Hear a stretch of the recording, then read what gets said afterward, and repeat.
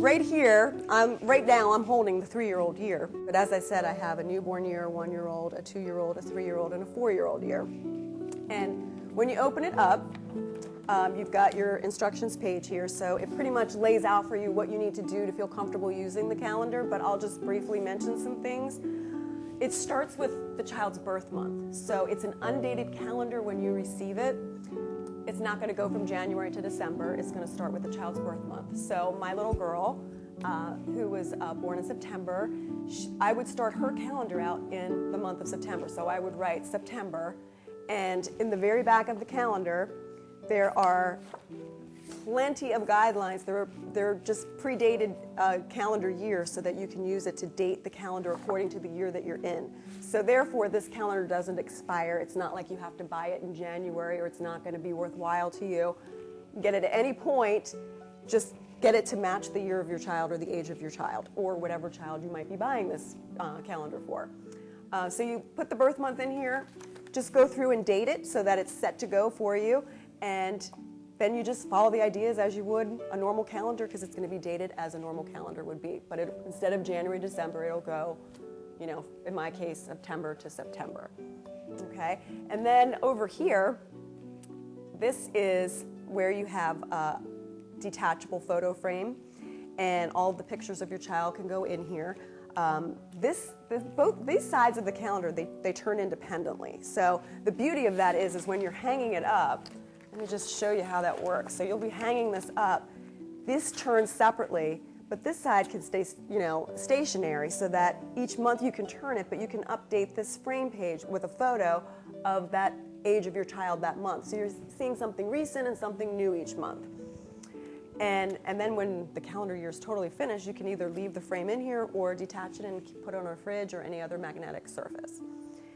And then underneath here are journal pages.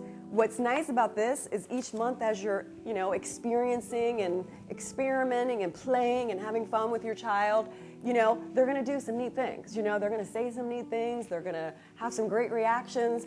So don't miss them. Jot them down. You have the opportunity to have them right next to you. You're already working with this with the ideas anyway. Jot them down and you have them there. And the beauty of having all of these calendar month pages is at the very end of this calendar, there is what I call a love letter page.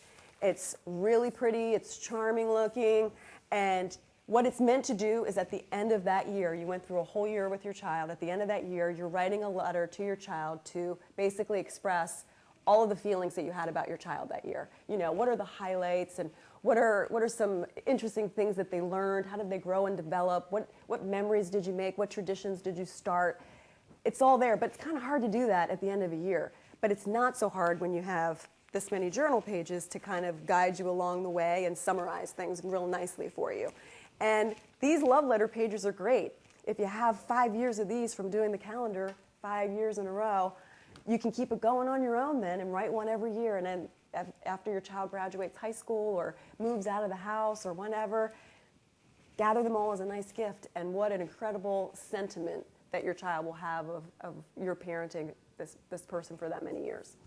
And the other part that's really nice in each of the calendars is our sticker page.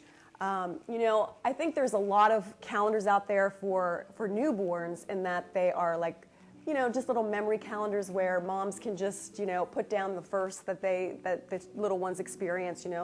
They rolled over or they crawled or took their first step.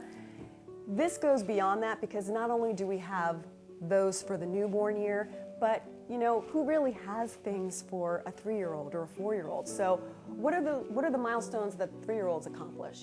When does potty training happen? And when do they learn their colors? And when are they able to kick a ball real well? All of those stickers are in here, and they shouldn't be shortchanged.